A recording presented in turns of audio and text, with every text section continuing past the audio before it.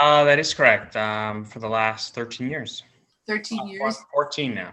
14. And this is a 6-part uh, class. And it's going to start, we have different topics for each week. And we'll put them, out there. But you want to just tell us what the 6 parts will be? Do you have them handy? Yeah, sure. It's actually in my Google Slides. No more PowerPoint these days. We've moved to everyone else moved to Google. So we will cover a few things. Today's going to be a little bit of an overview, talking about the history. Oftentimes, when we think about the Holocaust, we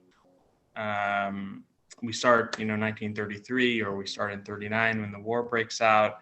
And I like to look a little bit further back. So we're going to kind of talk about a little bit where our story starts. That's one. We're going to look at the evolution, kind of how words turned into deeds with Nuremberg laws, with ghettoization, camps, evolution of camps, talking about resistance, kind of maybe expanding our understanding of resistance. And ultimately looking at the Holocaust legacy. Where is it? What's it telling us? How should it inform us as we move forward? And that's kind of a very rough shot. We'll get into more details once we get the ball rolling. So I just want to turn it over to you, Randy, and Okay. I hope everyone enjoys it. I mean, I know I will. So Great. So hello, everyone. It's so nice to see so many familiar faces, whether it's former staff or I'm the former staff, you're a staff, or I recognize a few names from the conversion class and other new names. So it's really nice to be here. As Rabbi Nanis so kind to invite me to speak with you today and talk about and start this series about the Holocaust. It's something that I have been studying and doing for the last 13, almost 14 years as an educator with the Los Angeles delegation of the March of the Living. The March of the Living, for those who don't know, is an international program that takes high school age students for a week of learning in Poland around Yom HaShoah, Holocaust Remembrance Day, and a week in Israel. And so I've been doing that education, as well as for D Toledo High School, coming to speak, Milken, and a couple other places, even my old high school, which is always reminds me that I'm getting older. So we'll hop right in a few, and I'm going to share my screen, but don't worry, I'll be back and talk a little bit about what hopefully we're going to be covering. So let me just do this, and then we're going to do this. So hopefully you see understanding the Holocaust. So it's an interesting question, understanding the Holocaust. There are books and books and books that we can read in so many subjects. But this is going to be what our next 6 weeks looks like. And obviously, any one of these subjects, we can go down the rabbit hole and explore just one of these subjects for months and years, and not just a single session. And the first is what we're going to talk a little bit about today is, where does our story begin? Jewish history of Eastern Europe prior to the Holocaust, and why it matters. For me, the answer is simple. It matters because if you don't know what you had before, and what you as in us, as in a people, then can we really truly understand what we lost? Can we truly commemorate and understand if we don't know what it was? Next week, we'll look at February 25th, 1920, which is the birth of a political party and the beginning of the end of a state. Namely, that's the birth of the Nazi Party, when Hitler, in the very well-known beer hall, decides to present his 25-point manifesto for the Nazi Party. Week 3, we will look at how those words, these 25 principles within a manifesto leap off the page. They move they don't exist just in words, they move into actions. And we look at what we'll call Nuremberg laws, but we'll look at other laws that are passed in other parts of Europe against Jews, and eventually the establishment of ghettos, which will lead us to week 4, an evolution of concentration camps. That's the week when, God willing, his health permits, Jack Adler, who was a child survivor of Auschwitz and was in Birkenau, will be speaking with us. Week 5, we're going to talk about choiceless choices, expanding our understanding of resistance. I think oftentimes we hear the idea, we've heard perhaps, especially if you're on the slightly older, you've heard this idea that, the Jews were like sheep to the slaughter, that outside of perhaps the Warsaw Ghetto uprising, they didn't fight, or the question of why didn't we fight? And I think we have to perhaps think back to what does it really mean to resist? And then lastly, will be the legacy of the Holocaust. Where do we go from here? How do we look at our understanding of the Holocaust to inform and influence our day-to-day decisions, how we interact, not only with each other, but how do we look at our world around us, and what are we doing? How are we standing up?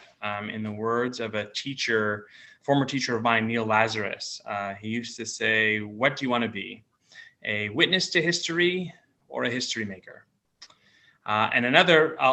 Before we jump in, I'll start with the following words, because I think by Timothy Snyder, who is a Yale professor who I've had the pleasure of interacting with. He's an incredible historian. And in one of his books, in the prologue, he wrote the following, and I think it really crystallizes my thoughts. Our intuitions oftentimes fail us. We rightly associate Holocaust ideology, but we forget that many of the killers were not Nazis or even Germans. We think first of German Jews, although almost all of the Jews killed in the Holocaust lived outside of Germany. We think of concentration camps, though few of the murdered Jews ever saw one. We fault the state, though murder was possible only where state institutions were destroyed. We blame science and so endorse an important element of Hitler's worldview. We fault nations, which ultimately is indulging in simplifications used by Nazis themselves. We recall the victims, but are apt to confuse commemoration with understanding. Should we be confident now that the Holocaust is behind us, that a recognizable future awaits? We share a world with the forgotten perpetrators, as well as with the memorialized victims. The world is now changing, reviving fears that were familiar in Hitler's time and to which Hitler responded. The history of the Holocaust is not over. Its precedent is eternal, and its lessons have not yet been learned. Hopefully, as we go through these 6 weeks, you will raise your hand, you will ask questions, you can put information in the Q&A, and we will come away hopefully with a little bit, not only of a better understanding of the Holocaust, but I think in a way a better understanding of ourselves. And I hope you can walk away with more questions, and that it becomes a subject, perhaps if not already, that you actively think about. The first thing I want you to think about is when you hear the words Jews in Poland, and we're going to talk a lot about Poland, what comes to mind? The slide is actually gray background for a reason, because oftentimes when I ask most people that question, the answer is they think of the Holocaust. They think of concentration camps. They think of death, foreboding. In fact, the word Poland in Hebrew, we say Poland is Polin, which is really 2 words, Polin, which means here we rest. This idea that Poland is like a graveyard. And it tends to be how most of us think about Poland. But I would submit to you that it's more than that, so much more. And it is one of the points that I love to spend the most time reveling in, which is the history and life that existed before. So often when we talk about the Holocaust, or just think of your own personal relationships with people, we oftentimes think of people and identify one component of their life, right? God forbid, but for example, I'll give you an example. I have a friend of my wife and I, and her sister, Zichron Lebracha, who had cancer. And her name was Pam. And sometimes someone would say, oh, I heard about Pam. But we know more than one Pam. So I would say, which Pam? And the answer would be the Pam with cancer. And suddenly I began to quantify the total sum of a person by what was ultimately their downfall, instead of spending time and dwelling on the totality of the person and what was before. So similar with the Holocaust, we have to look at what was before. Lublin, Poland in the 1920s. This is a photo that was taken actually by a well-known photographer in Poland who ultimately actually dies at Chełmno. He was looking at all of the yeshivas. This is a cheder. This is an elementary school for Hasidic Jews. It was a well-known school. Lublin actually becomes a thriving center of learning. In fact, the Lublin yeshiva that opened by Rabbi Shapiro, ends up rivaling universities across Europe. And if you had an education from the Lublin yeshiva, you could then go, for example, and apply and go to Oxford and pursue further studies. It was heralded as an amazing place of learning. And we probably also have to think about this, just family pictures, smiling, living life. I don't know about you, but I go through, I have my great-grandmother's treasure trove of photos.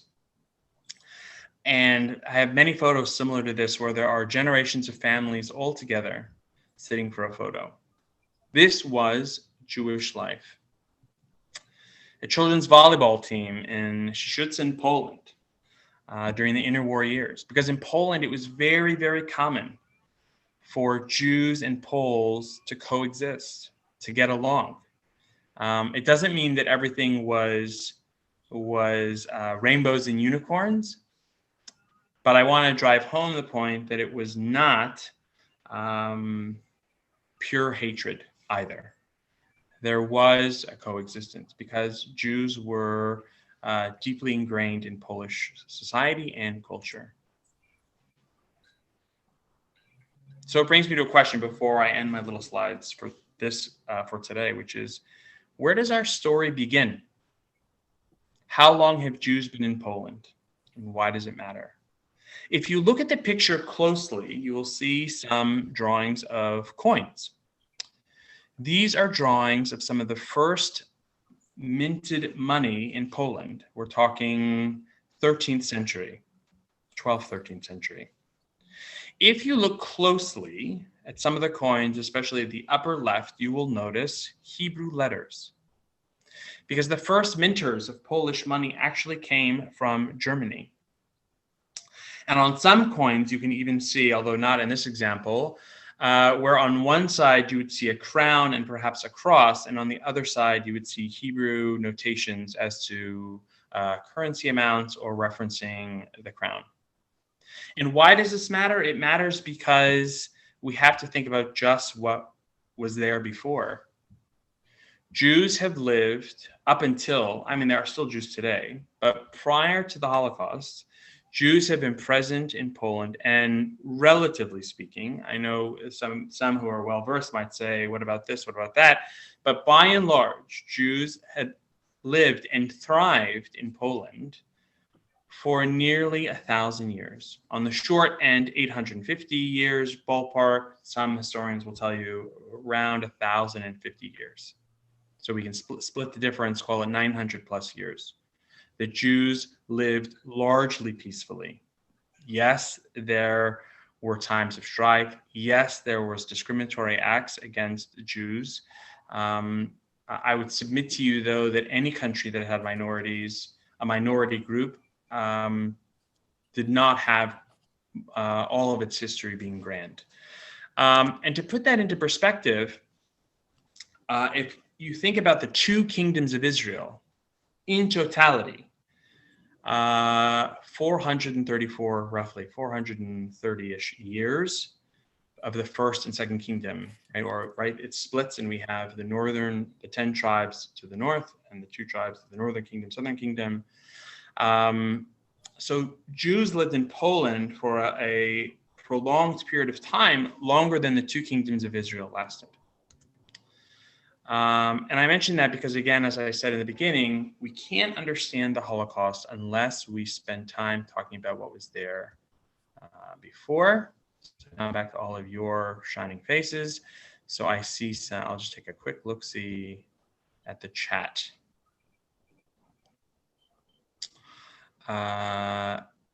Yes, saying Center for Jewish Learning, Vibrant Jewish Activity. Yes, we will talk. We will talk about that. So, I guess the first question becomes, in talking about Jewish life, just to put this into perspective, if we look, we're going to spend a lot of time looking at Poland, because Poland really was the center of Jewish life in Eastern Europe. There, prior to the war, there's roughly 3.3 million Jews living in Poland. And this was, so we'll take a city. We're going to talk about Warsaw a bit. And through this class, we'll kind of follow the arc of the people of Warsaw, or the Jewish people of Warsaw. So the first question I would ask, and it might sound funny, how many of you have ever been to San Diego? Yes? Anyone been to San Diego before? Okay, great. Lots of people. It's not so far from us. City by the sea, has a population of roughly 1.4 million people. 1939, on the eve of war breaking out in Poland, which is September 1st, the population of Warsaw was about 1.3 million people, so close in size. And the reason I'm using San Diego is just because I want you to, in your mind's eye as we talk, I want you to think about just what that means. So imagine walking around San Diego, and approximately 1/3 of the population is Jewish, most of whom are Hasidic. 80% of that 1/3 are Hasidic Jews. That's a lot of black hats. It would have been a very good business to be in. Black hats, suits. And so does anyone have, if anyone was to guess, and you can just unmute yourself and give a guess. Anyone have a guess of how many synagogues there are in Los Angeles? Let's say LA County. We'll give you a big area that's almost 500 square miles. Any guess? If you had a guess, pick a number. You can Google it, in fact, if someone wants to Google it. Let me know if anything. I see smiles, but no one wants to take a stab at this. Not a trick question, I promise. If you had a guess. Would you say there's 20 or more? Rabbi? I would say there's 80, or I would say 100, at least 100. Okay, 100 is not far off. I lose count because unfortunately there are some, there are some Orthodox like little kollels which operate like a synagogue, little study halls, but they're not really a synagogue. So 100 is a safe number. In the city of Warsaw, prior to the war, 300 synagogues. 300 synagogues. How many Jewish newspapers are there in Los Angeles? Any guesses? 2, 1. 1, really? There's a couple Hebrew ones in the Valley, but they're really more of national, truly local Jewish newspapers. We have the Jewish Journal. In Poland, in Warsaw alone, there were 10.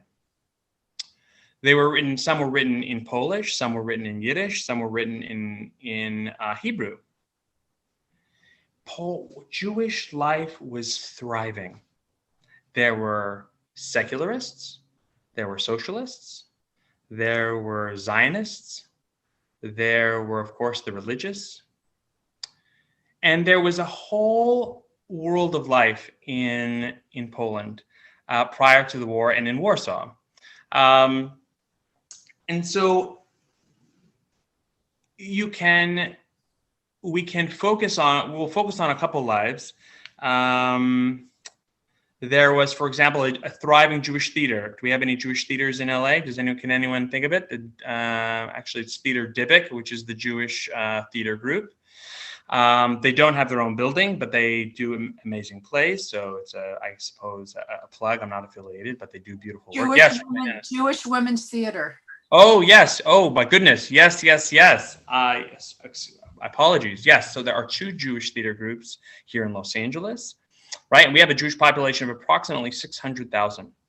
In Warsaw, prior to the war, there is one main Jewish theater that was started by Esther Kaminska, who is a very well-known Jewish actress. But there were also smaller theater houses. There were about a dozen that were well-known, and that was attended by both Poles and Jews alike. from the Philharmonic. Anyone familiar with classical music? Arthur Rubinstein, anyone ever heard of him? Maybe you've heard of Arthur Rubinstein. So I'm seeing something in the chat. How do the numbers compare with Germany? Good question, and I will tell. 30 seconds. I'll come back to you, that question. Arthur Rubinstein, and this is another question we should talk about. What does it mean to be Jewish? A Jewish Pole or a Polish Jew, right? Are you an American Jew or are you a Jewish American? Arthur Rubinstein, who was born and raised in Poland, escapes prior to the war because he was a music prodigy and spent the war in the UK.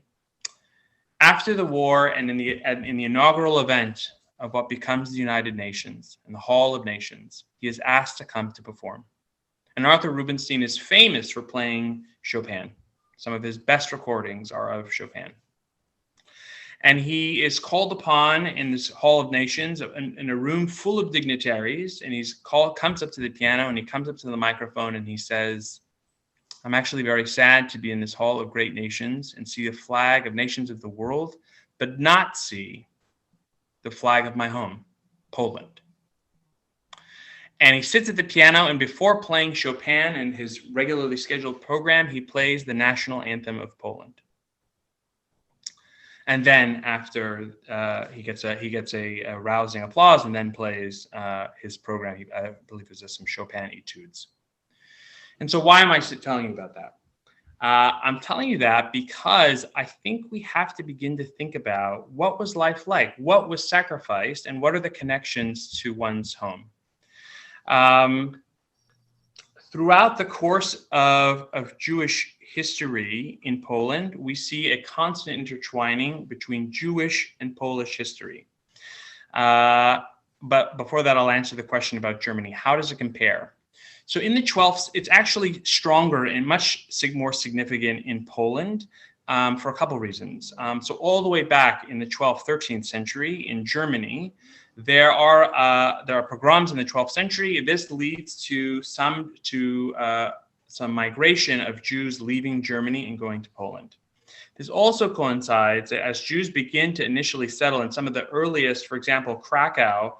Some of the earliest writings of Krakow as a settlement are from ancient Jewish, from journals of Jewish tradesmen that were going east for trade, that it was a good place to settle, it was a good place to do business. They begin to come to Poland for business, obviously, to escape pogroms, and then something very unique in world history happens at that time. Polish monarch, Boleslav the Great, as he's referred to, or Casimir.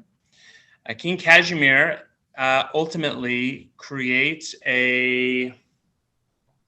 now my mind is blanking. He creates a special edict for Jews that really officially makes them kind of a separate class, a protected class. They're a minority.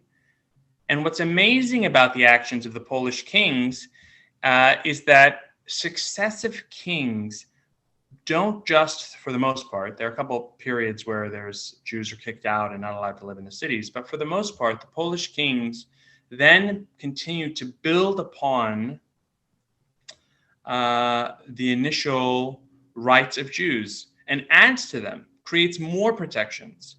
And so this creates an environment where this is a good place to move because Jews can come and live and settle and be, relatively speaking, they can thrive. They can, like any of us, right? We want to raise our families to thrive. So I'm looking down because I literally, after 13 years, I have one of these little trusty Moleskine books, and I'm always writing down notes as I go. Not the most efficient, I'll confess, but usually does the trick, just jogs a memory. Okay, I see a chat.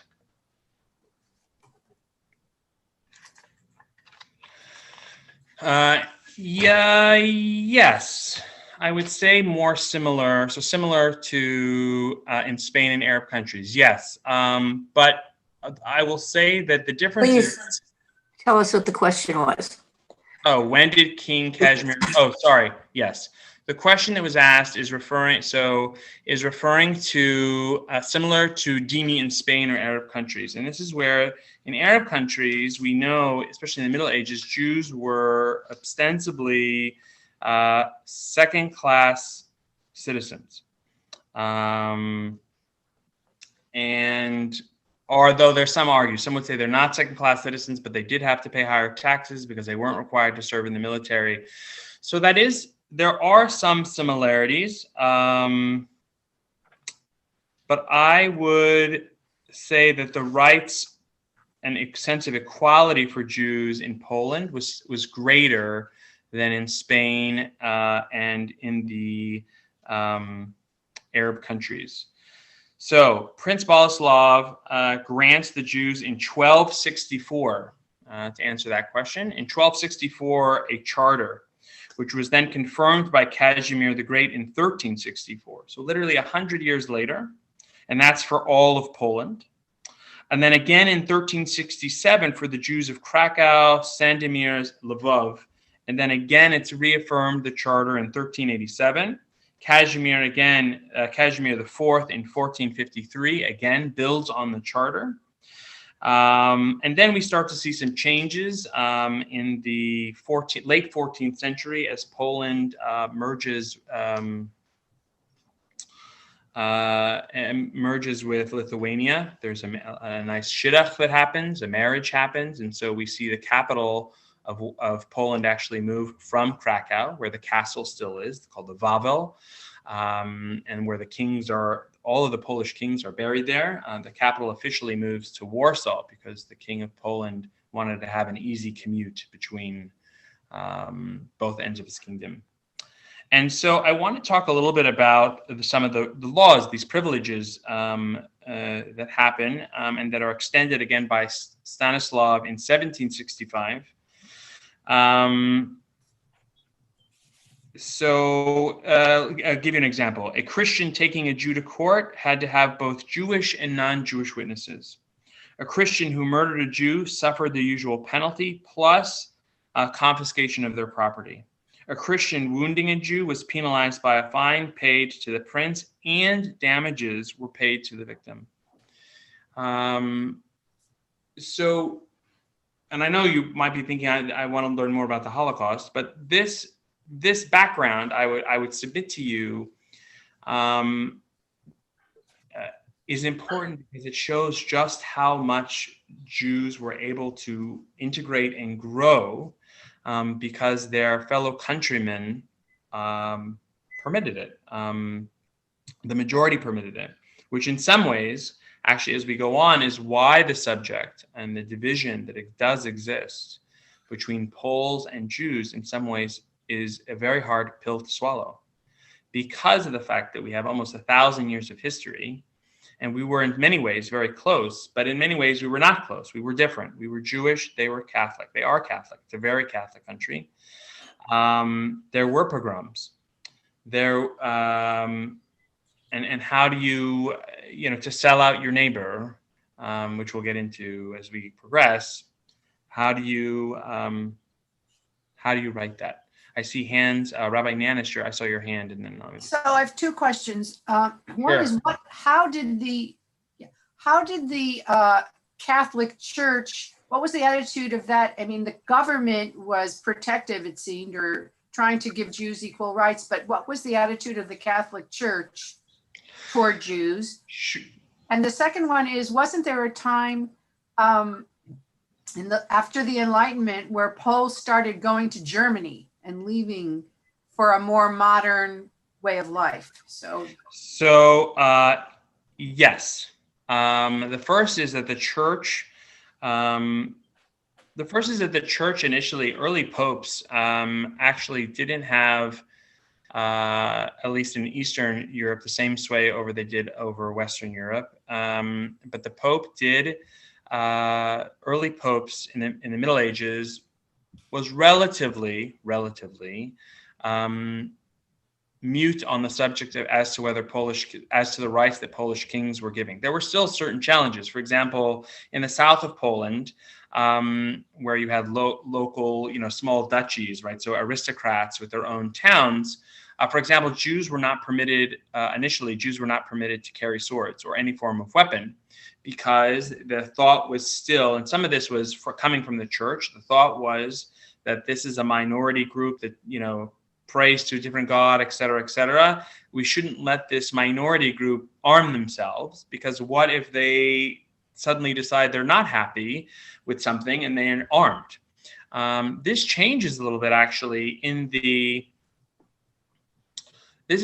changes a little bit in one town in particular, which is just outside of Lvov. We see where Jews, the city is attacked. If you look at a map of Europe, unfortunately for Poland, it is where it is. And so it's kind of a land bridge from east to west. And a lot of things go through Poland because it's largely flat. In the south, you have rolling hills, but it's largely flat. There are several stories where we see Jews actually finding arms and defending the cities that they live in. And so then we also begin to see a change. We don't really see kind of more venom, if you will, coming from the church until like early to mid 19th century. The popes of the time start to take a little bit of a more harsher line against Jews, and at least that Jews should be not allowed to practice religion freely. And we start to see even in Warsaw, we see at one point where Jews are kicked out of the city center. They're not allowed to be in the city. Only during the day they can be in the city for business. They then are allowed to come back and settle, and they actually settle. So if you to settle outside the city, similar in Krakow, if we look at Krakow, right, the whole historic old Jewish Krakow is actually Kazimierz. It's actually a separate district that just happens to abut to the modern day city. And you can still see some of the old ramparts that were built around Krakow. I see a couple chats, so I just want to take a look at this. Do you have any maps? The borders changed over the centuries. I do have maps. I have loads of maps. And if there's something in particular, I don't have one queued up though, so I'm happy to do that next time. I'm happy to share maps, and I will just put it out there. If ever anyone has family from Poland, which is likely, we know that 60 to 70% of Jews in the United States can trace their lineage back to Poland. And according to the Polish consul general here in LA, he said to me that actually in LA, it's more like 70 to 80% can derive their lineage from Poland. So if you're ever looking, if you have family, or if you lost family during the war and you're not sure where their home was, or if you ever, I'm happy to help and do that. I've done that, and I've taken families even in Poland back to see where their families were from. Now I lost my track of thought. Yes. Okay. Sorry. So we start to see in the 18th century,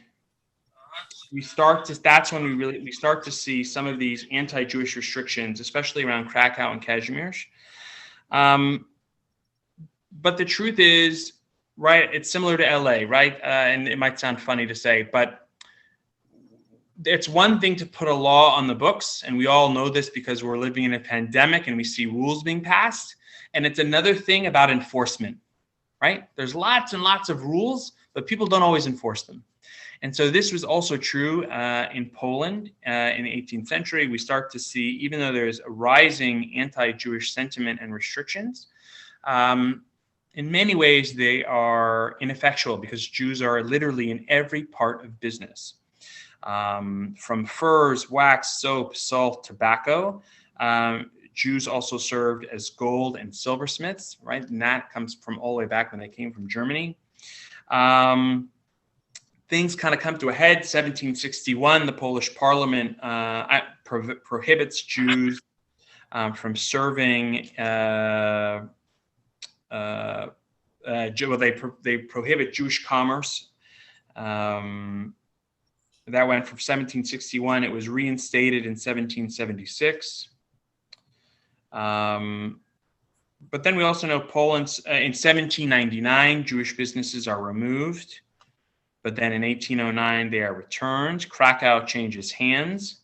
Warsaw, there's kind of this constant moving back and forth. 1833, roughly 10,000 Jews move back because they're now allowed to move back into Krakow again.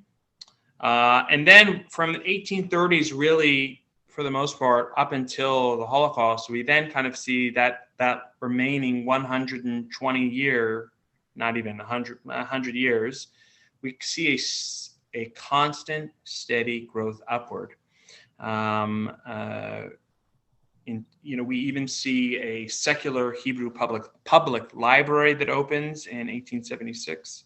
And we see the Jewish population, for example, in Krakow. First, it was 10,000 people in 1833. 70 years later, it's 25,000 people. 1931, it's 56,000 people. And the numbers just continue to grow. And to a point where in Krakow, as an example, prior to the war, we have 1/4 of the population is Jewish. And so it's 1242. So that's the arc. There's so many ways to talk or to tell you a story about one person or another. But I want to pause here because I know I've done a lot of talking and thrown a lot of information out. I'm curious if there's any thoughts, comments, questions, observations, anything you're curious about.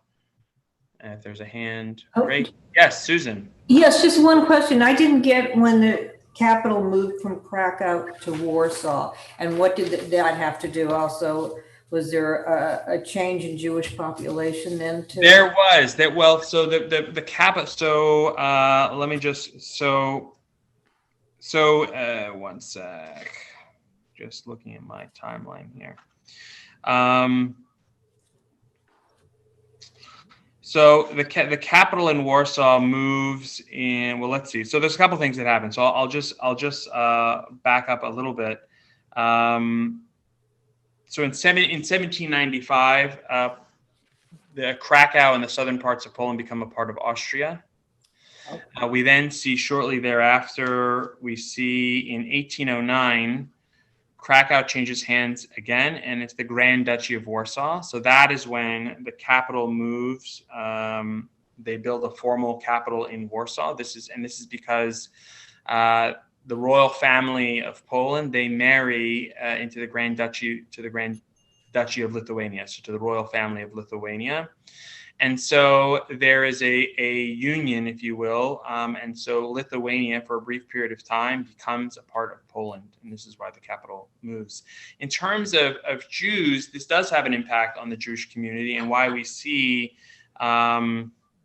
initially the Jews are kicked out, and then the Jews are allowed back in when Krakow, at least, is under Austrian rule.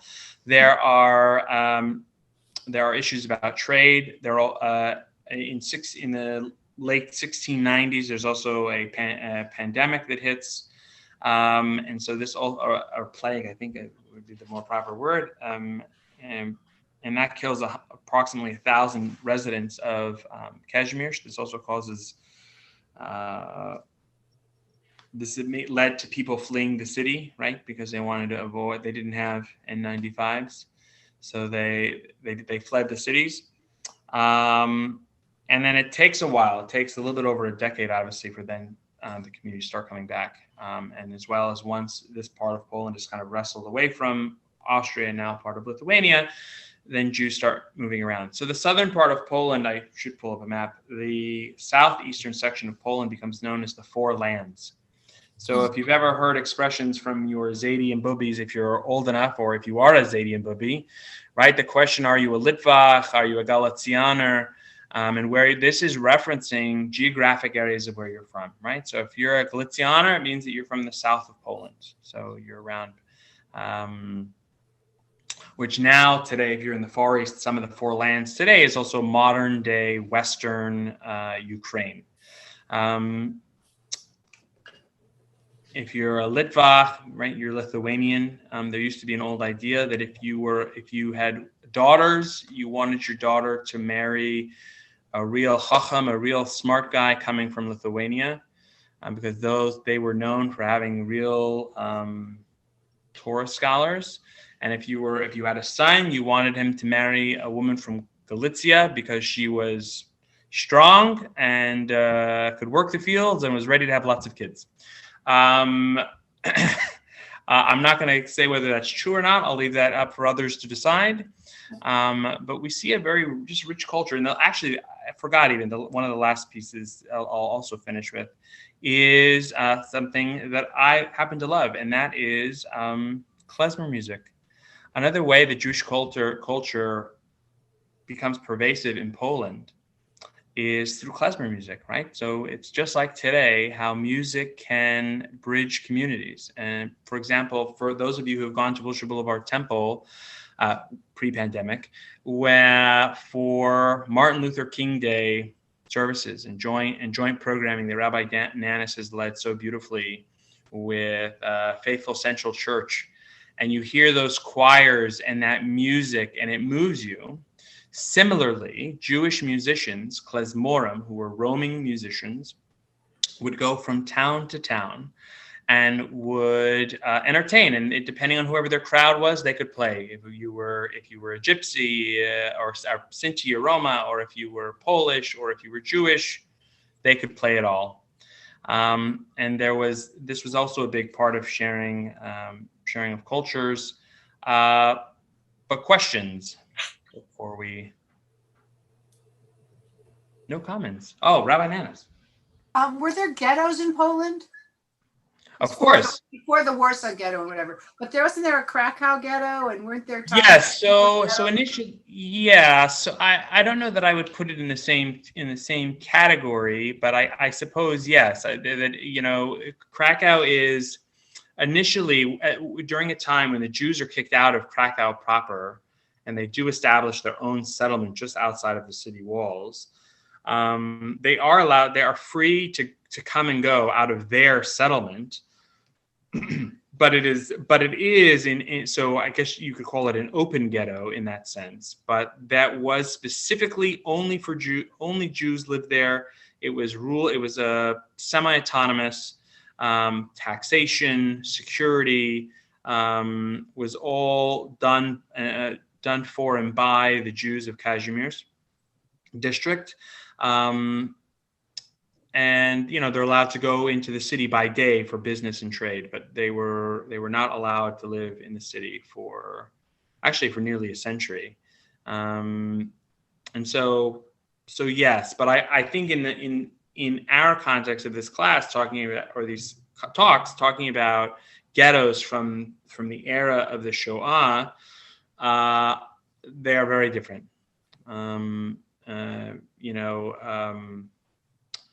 And it's actually very interesting because if you think about Krakow, when the Krakow ghetto was established, although I'm leaping ahead a little bit, the Jews are the poorer Jews from the Pedagorja district, which is across the river, right? They're forced to leave their home to come into Kazimierz for that ghetto, and largely because there were already walls that existed from the Middle Ages, and it made it easier to wall them in. I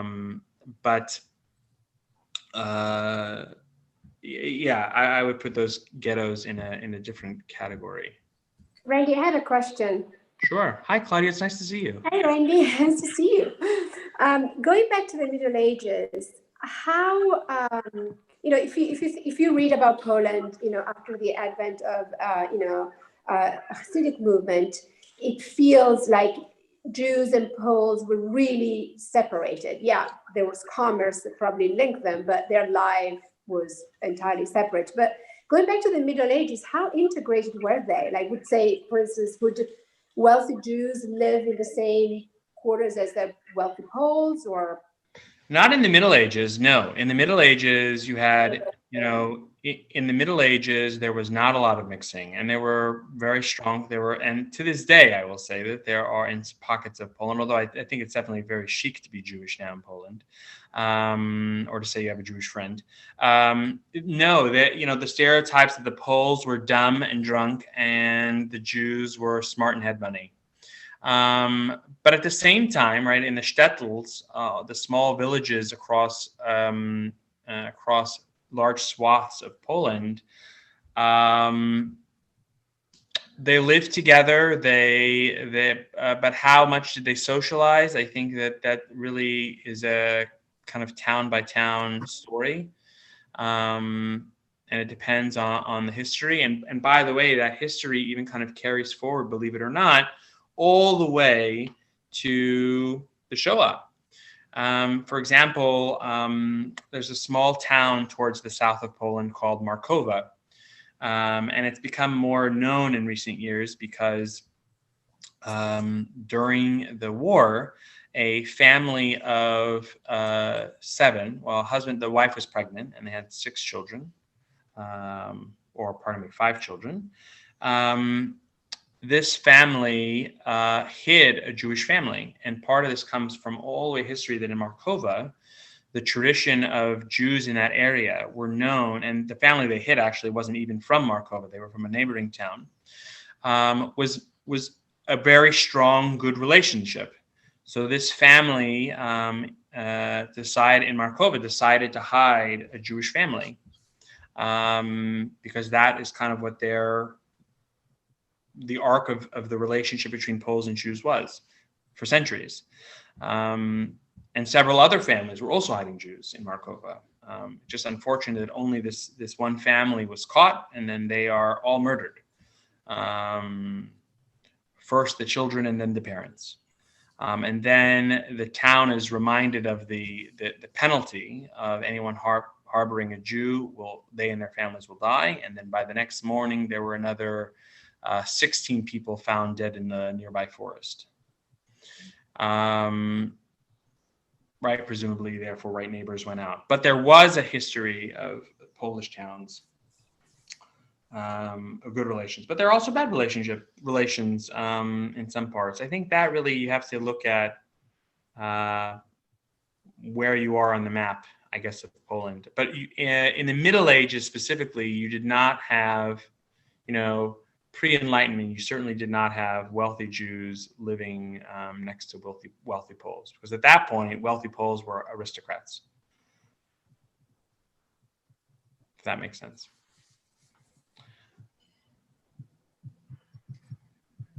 Any other thoughts or comments or questions? We have 7 minutes.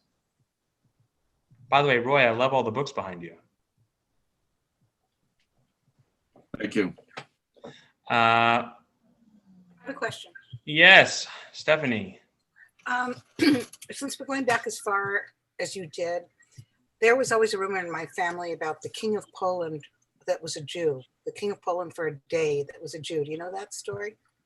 I don't know the details of the story, but I have heard this even from survivors who've said that the king was Jewish. And my response has always been, I don't know if that's true. If it was, that's great. Even if it isn't, I think what's fascinating, if we look at this period of history, is that it's just not the acts of one king, and all of these kings are not directly related to each other, right? It's not father son, and yet there's a conscious decision, for the most part, on these kings to uphold the previous charter of the previous king. We can see, if we look at other nations in Europe during the same period of time, where for example, if we look at we look to the Czech Republic, well, modern now, and we look at the royal family there, and we look at the story of Jews there, wildly different. At one point, Jews are welcomed, and in fact, the Jewish community has an actual flag with their hanging in the royal hall to kind of show where there are flags of kind of all of the different communities that make up the kingdom. You can still see that flag, actually, if you go to the Altonoy Shul, they have it inside. But then we see with successive monarchs, the Jews are not. The rights that they previously had, that was it, right? We see, in fact, right, the Czech is a great example because we see 1 minute they're heralded and upheld inside of the royal hall and inside the castle. And then we see as a king changes, as sentiment from the church grows a little stronger, which I was mentioning to Rabbi Nanis, we see that on the Charles Bridge, which is the main bridge from Prague going into the Jewish district, the monarch places a giant, enormous, it's relatively big. There's statues all the way down the Charles Bridge. For those of you who've been to Prague, it's beautiful. And on the very end of the bridge, coming to the Jewish quarter on the left-hand side, is a giant Jesus, bronze Jesus on a cross. And whether it was to taunt the Jews, to remind the Jews that Jesus is is the Son of God, a king on earth, et cetera, et cetera. So Jews start walking by this cross and start spitting on it. So then the monarchs put in brass letters, nice and or gold lettering, nice and bright, of kind of this dark steel statue. They put the Hebrew words Kadosh, Kadosh, Kadosh. And in a way that was actually very smart, very cruel, because now the Jews have to, one, because it's saying holy, holy, holy, but also Jews, because especially at that time, Hebrew is perceived, right, as and still is, Am Kadosh, a holy language. They're not going to spit on Hebrew. And that statue is still there to this day. And this is why you have the whole story of the golem that comes, right, which was the mystical Jewish monster that defended the Jews of Krakow. Of Prague. So this is that. There's an example where we didn't see that same kind of building. I don't know. It's a blessing from God, I guess, that Jews had so many rights. But then again, we know how it ended. But right. A follow-up to the story was that there was a change of royal household, and there was this glitch, and that the Polish king for the day was a trusted emissary they felt would not usurp the throne, and that's why that he was installed just for that day. That's all I know of the story, and I thought it was interesting. You know what? There's a lot of folklore. I'm not saying that's folklore, but there are a lot of stories about. I personally, it might sound funny, but I actually like Poland. I missed that I didn't get to go. I won't be going this year, most likely, or I didn't go last. Well, I did go last year, but anyway, I think that we see a lot of stories, and I think it's because, in a way, we too struggle with to understand how is it that Jews were able to thrive in this part of the world when they didn't in so many other places, and relatively for so long, right? Nearly 1,000 years. And to what do we owe that to? I think it's a way of understanding. I don't know that the story is true. I've never read anything that says that. Well, I've never read something scholarly that says it's true, but that doesn't mean. I thought it was a little, an asterisk on your premise of sure. Terrific integration up to a certain. Yeah, no, for sure. I appreciate it. Never should you take it for granted, no matter when you're in power, and then you never stay there. You never stay in balance, seems to me. So we have 2 more minutes. Any other thoughts, comments? So I have a question about the 4 lands. Yes. Yeah, I'm hazy on that. Some of it, did it go as far east as Ukraine? Was it generally just, that's what I thought. And then tell us about the main centers in the organization. Sure. So it was known as the Council of the 4 Lands, mm-hmm. right? Specifically, and Vad Arba Aratzot. This was really kind of. This is really referencing the Council of the 4 Lands was really referencing Jewish authority that was seated in Lublin. So even today, for example, Lublin is the city. There was a castle, but it was also the seat, the royal seat for that region, votership, and that's where this kind of semi-autonomous region was, roughly from half of the 16th century, half of this to all the way to 1760 something. You'd have to look it up. My memory is a little hazy, but it's 1760s roughly. And you had basically, it was like a Congress. A Council of Four Lands was made up. You had a Congress of delegates from all of the local communities, all the local kihilot, and what they did is they talked about everything. They talked about taxation. They talked about issues in the community from like and by issues I mean largely from a Jewish lens, like halachic issues in the community. And the four areas were Greater Poland, Little Poland, Galicia, and Volhynia. And so just to give you a sense of where that is, Volhynia is Ukraine. That is the western. It is if you were to look at a map, right? So you have Poland, you have Belarus, Lithuania that goes along the Baltic, but you have Belarus and then you have Ukraine. So if you were to carve out like the lower southwest corner of Belarus and the northwest corner of Ukraine, that was Volhynia. Galicia was coming from, so if you take from Lublin and then around Lublin and going a little bit to the west, Greater Poland is into more of Belarus, and Lithuania, the southern half of Lithuania. And that kind of comprises of the four lands. Thank you. Thank you so much, Randy, You're welcome. for today. And we're looking forward to the next few weeks. Next week, we start with Hitler and Nazi, ideology. Yes. This is very interesting background. And thank you, everyone, for. Thank you. And we'll Thank see you. you. This is Thank you wonderful. so much. See you all again soon. Great. See you next week. Bye. Bye. Bye. Thank you. Thanks so much. Thank you.